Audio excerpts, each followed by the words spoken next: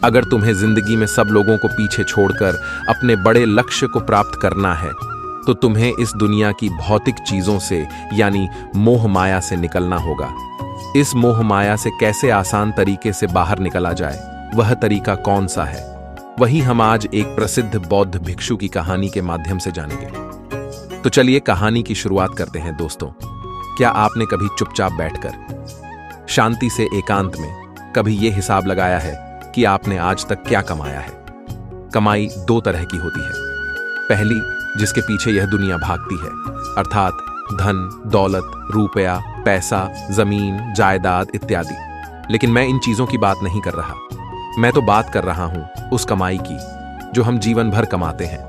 हम चाहे या ना चाहे, लेकिन हम उस कमाई को कमाते ही चले जाते हैं, और वह है दुख, दर्द, नफरत, चिंता, पश्चाताप, धोखा, इच्छाएं, कामना, वासना इत्यादि। ऐसी कई सारी चीजें हैं जो हम अपने जीवन भर यूं ही कमाते चले जाते हैं, लेकिन हमें उसका एहसास नहीं होता, क्योंकि हम तो केवल धन और दौलत के पीछे ही भागते रहते हैं। इसीलिए हम इस कमाई पर कभी ध्यान ही नहीं दे पाते। बहुत समय पहले की बात है।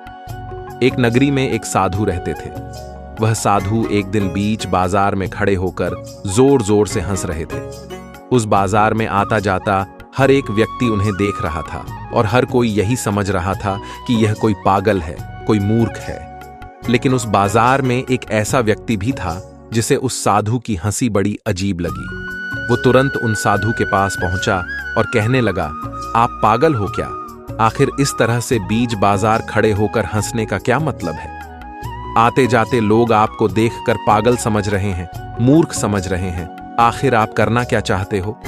तभी वह साधु उस व्यक्ति से कहता है, बेटा, जो मैं देख रहा हूं वह तुम नहीं देख पा रहे। यदि तुम भी वह देख लोगे तो तुम्हारी भी हंसी नहीं रुक पाएगी। यह सुन वह युवक थोड़ा सा आश्चर्यचकित हुआ, और उसने उस साधु से कहा, महाराज, आखिर आपने ऐसा क्या देख लिया जिससे आपको इतनी हंसी छूट रही है? आखिर यहां पर ऐसा क्या है? यह तो एक बाजार है जहां पर लोग अपने काम की वस्तुएं लेने आ रहे हैं, और आपने ऐसा यहां पर क्या देख लिया जो आपको इतनी हंसी आ रही है? आखिर मुझे भी बताइए, मुझे भी दिखाइए। तभी वह साधु उस व्यक्ति से कहता है, बेटा, ये इतना आसान नहीं है। मैं चाहकर भी तुम्हें इसे इस तरह से नहीं दिखा सकता। इसे देखने के लिए बाहर की नहीं बल्कि भीतर की आंखों की आवश्यकता होती है। क्या तुम्हारे पास भीतर की आंखें हैं? इस पर वह युवक जोर से हंस पड़ा और उस साधु से कहता है, महाराज, लगता है आप सचमुच पागल ही हो चुके हैं। आंखें हमारे चेहरे पर होती हैं, भीतर की तरफ, हमारे भीतर की तरफ कोई भी आंखें नहीं लगी हैं। आसपास के जो लोग गुजर रहे हैं, जो आपके बारे में कह रहे हैं, वह बिल्कुल सच है। आप सच में पागल हो गए हैं। भला भीतर की ओर कौन सी आंखें होती हैं? इस पर वह साधु उस व्यक्ति से कहता है, बेटा, भीतर की आंखें खोलने के लिए, भीतर की आंखों से देखने के लिए हिम्मत की आवश्यकता होती है। कोई डरपोक या कोई डरा हुआ इंसान इतनी हिम्मत कभी नहीं दिखा सकता। एक डरा हुआ व्यक्ति अपने भीतर की आंख कभी नहीं खोल सकता। जब उस साधु ने यह बात कही तो उस व्यक्ति को बहुत बुरा लगा। उसके अहंकार को चोट लगी और वह थोड़ा सा क्रोधित होकर उस साधु से कहता है, अच्छा, अगर यही बात है तो बताओ मुझे, मैं कैसे अपने भीतर की आंखें खोल सकता हूं? मैं तुम्हें अपने भीतर की आंख खोलकर ही दिखाऊंगा। उस व्यक्ति की यह बात सुनकर वह साधु और जोर जोर से हंसने लगा, और हंसते हंसते वह इतना लोटपोट हो गया कि जमीन पर ही गिर पड़ा, और यह सब कुछ आसपास के लोग देख रहे थे। तभी उनमें से एक व्यक्ति उस व्यक्ति से कहता है, भाई, इस पागल के चक्कर में क्यों पड़ते हो? जाओ और अपना काम करो। ये तो मूर्ख है, पागल है। इसका तो ये हर रोज का काम है। हर रोज ये बाजार में आता है और इसी प्रकार जोर जोर से हंसता है। तुम जाओ और अपना काम देखो। वह व्यक्ति उस दूसरे व्यक्ति की बात मान जाता है और अपने घर की ओर आगे बढ़ने लगता है। तभी पीछे से साधु जोर से चिल्लाकर कहता है, बेटा, ये इतना आसान नहीं है। लोग ऐसे ही आते हैं और चले जाते हैं। अंदर की आंखें खोलने के लिए हिम्मत चाहिए। तुम जैसे डरपोक लोग ये कभी नहीं कर सकते। उस युवक ने जब ये बात सुनी तो उसके भीतर एक गहरी चोट लगी। उसे एक गहरा आघात हुआ और तुरंत दौड़ा। उन साधु के पास पहुंचा और कहने लगा, बताओ आखिर कैसे भीतर की आंख खोली जाती है। मैं पूरी मेहनत करूंगा, पूरी लगन और मेहनत के साथ। मैं अपनी भीतर की आंख खोल कर ही दिखाऊंगा। मैं कोई डरपोक नहीं हूं जो मैं यहां से चला जाऊं तो मुझे बताओ क्या आखिर मैं अपने भीतर की आंख कैसे खोल सकता हूं। ये सुन वह फकीर एक बार फिर हंसने लगा और उस व्यक्ति से कहता है, बेटा इसके लिए तुम्हें मेरे साथ रहना होगा, मेरे साथ उठना बैठना होगा और जो कुछ मैं कहूंगा वह तुम्हें सब कुछ करना होगा। क्या तुम कर सकोगे? वह व्यक्ति अत्यंत क्रोधित था। उसने उस साधु से कहा, आप जो कहेंगे मैं वैसा ही करूंगा, लेकिन मुझे यह बताइए कि मेरे भीतर की आंख में कैसे खोल सकता हूं। आप जैसा कहेंगे मैं वैसा करने के लिए तैयार हूं, इन सब की फिक्र आप ना करें। इतना कहकर वो साधु और वह युवक आश्रम की ओर चल पड़े। अब वह व्यक्ति उन गुरु के साथ आश्रम में ही रहने लगा। एक दिन वह साधु उस युवक से कहते हैं, चलो जाकर झोपड़ी की सफाई करो और उसके बाद जाकर मेरे लिए भिक्षा मांग कर लाना। उस भिक्षा से मेरे लिए भोजन पकाना और याद रखना कि अब से प्रतिदिन तुम्हें यह काम करना ही होगा। और मेरी एक बात और याद रखना कि तुम मुझसे कोई सवाल मत पूछना। वह युवक चुपचाप उन साधु की बात मान लेता है। अब से वह हर रोज झोपड़ी की सफाई करता और हर रोज वह भिक्षा मांगकर लाता, भोजन पकाता और उन साधु को दे देता। लेकिन जब भी वह व्यक्ति भिक्षा मांगने बाहर की ओर जाया करता तो उसके मित्र, उसके सगे संबंधी जब उसे मिलते तो उसे कहते थे कि तुम कहां उस पागल के चक्कर में पड़ गए। वह तो पागल है, वह तो अपना जीवन यूं ही काट रहा है, लेकिन तुम भी उसके साथ लग गए हो। क्या तुम्हें थोड़ी भी अक्ल नहीं है? तुम इतने बड़े हो चुके हो, क्या तुमको कुछ समझ नहीं आता? वह साधु तुम्हारा इस्तेमाल कर रहा है। अपनी जिंदगी यूं व्यर्थ बर्बाद मत करो, वापस चलो, तुम्हारे घर वाले तुम्हारा इंतजार कर रहे हैं। लेकिन वह युवक उन सभी को मना कर देता है और कहता है, मैं अब अपने भीतर की आंख खोलकर ही वापस लौटूंगा। ऐसे ही कई दिन बीत गए, जिनके बाद महीने, महीनों के बाद लगभग 1 वर्ष बीत गया, लेकिन अब तक उस युवक को कुछ भी ज्ञात नहीं हुआ। वह अब तक हर रोज उस झोपड़ी की सफाई करता और भिक्षा मांगकर जो कुछ उससे मिलता वह अपने गुरु के लिए उसका भोजन तैयार करता। देखते ही देखते उसके मन में अत्यंत क्रोध उत्पन्न होने लगा था और एक दिन उसके सब्र का बांध भी टूट गया और वह साधु से कहता है, लगता है आपके बारे में सब सच ही कहते हैं। आप केवल मेरा इस्तेमाल कर रहे हैं, मेरा फायदा उठा रहे हैं। देखते देखते 1 साल बीत चुके हैं और मैंने आपके लिए वो सब कुछ किया है जो आप मुझसे कहते हैं, लेकिन अब तक आपने मुझे एक बार भी यह नहीं बताया कि आखिर मैं भीतर की आंख किस तरह से खोल सकता हूं। तभी वह साधु चुपचाप होकर उस व्यक्ति को ऊपर से नीचे तक बड़े ध्यान से देखता है और फिर उसकी आंखों में आंखें डालकर उस व्यक्ति से कहता है, बेटा 1 साल बीत चुका है और मैं भी इसी दिन का इंतजार कर रहा था कि आखिर तुम कब मुझसे ये सवाल करोगे।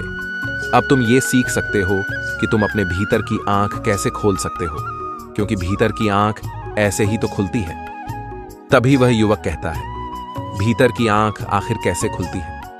मैं कुछ समझा नहीं। तभी वह साधु उस व्यक्ति से कहता है, बेटा बिल्कुल ऐसे ही। तभी वह व्यक्ति उस साधु से कहता है, लगता है आप सचमुच पागल हो चुके हैं और मुझे भी पागल बनाना चाहते हैं। यदि आपको कुछ याद नहीं है तो आप मुझे इस तरह से क्यों बहका रहे हैं? मुझे तो लगता है कि आपको भी इसके बारे में कुछ नहीं पता। आप केवल लोगों को मूर्ख बनाना जानते हैं, उनका इस्तेमाल करना जानते हैं। और अब तो मैं भी अपने नजरों में गिर चुका हूं, क्योंकि मैंने आपकी बातों पर भरोसा किया। धीरे धीरे मैंने अपने 1 वर्ष आपको समर्पित कर दिया, लेकिन आज मुझे यह लगता है कि मैंने यह फैसला लेकर बहुत बड़ी गलती कर दी। तभी वह साधु उस युवक से कहता है, नहीं बेटा, ऐसा नहीं है। जब हम खुद से सवाल करना शुरू करते हैं, वास्तविकता में तभी हम अपने भीतर की आंख खोलने का प्रयास करते हैं। हम अपने भीतर की आंख को खोलना शुरू कर देते हैं। जिस प्रकार तुम 1 वर्ष तक चुप रहे, तुमने कुछ न कहा, तुम सारा काम बखूबी करते चले गए, पूरे मन और लगन के साथ, लेकिन तुमने कभी यह प्रश्न नहीं किया। तभी वह युवक उस साधु से कहता है, देखिए, मुझे आपकी कोई भी बात समझ नहीं आ रही है। यदि आपको मुझे कुछ बताना है तो साफ और स्पष्ट तौर पर बताइए। आप ही ने तो मुझसे कहा था कि मुझसे कोई सवाल मत करना, तो फिर मैं भला आपसे कोई सवाल क्यों करूंगा?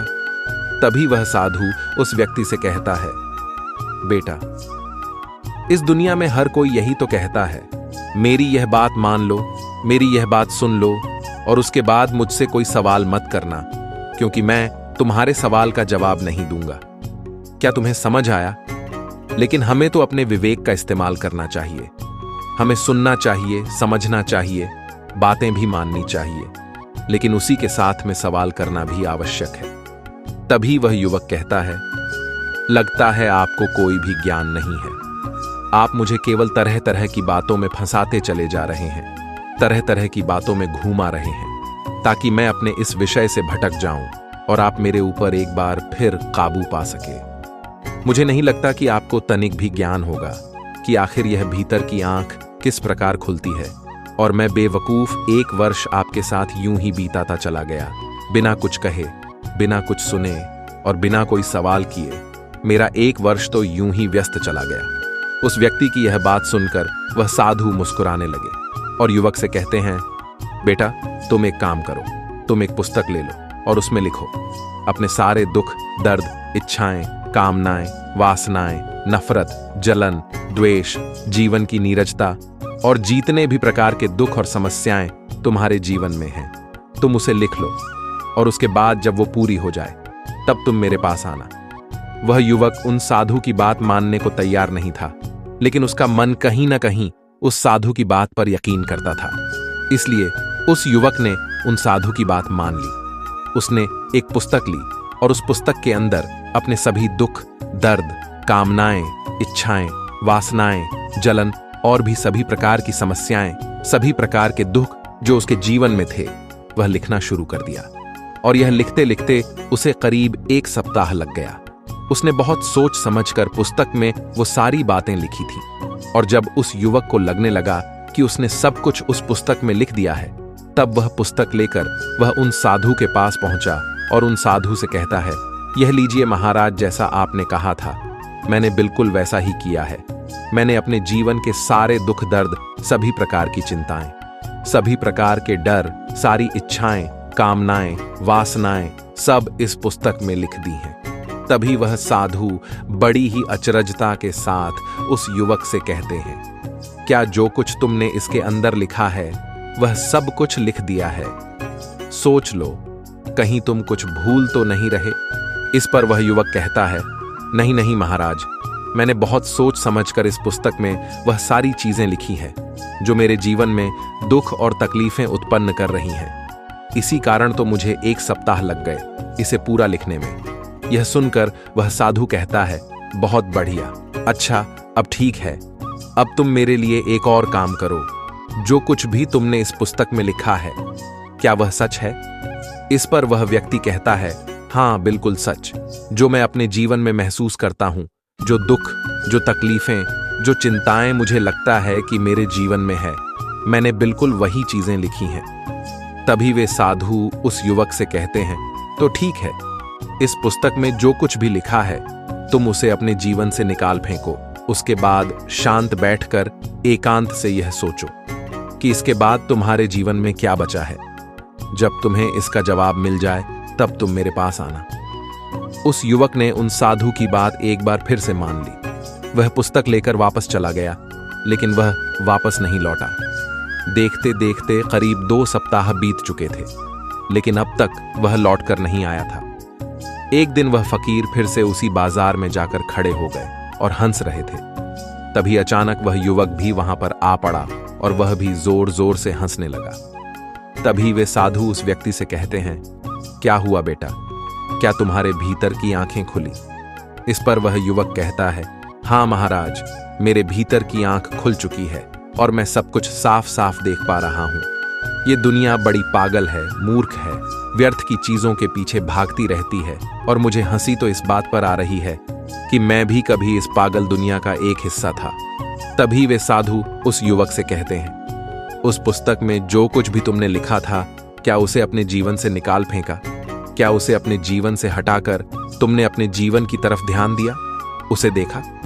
इस पर वह युवक कहता है, हाँ महाराज, जैसा आपने कहा था मैंने बिल्कुल वैसा ही किया, और जब मैंने उन चीज़ों को अपने जीवन से हटाया और उसके बाद अपने जीवन को शांतिपूर्वक देखना शुरू किया, तब मुझे एहसास हुआ कि इन सभी के अलावा हमारे जीवन में कुछ था ही नहीं।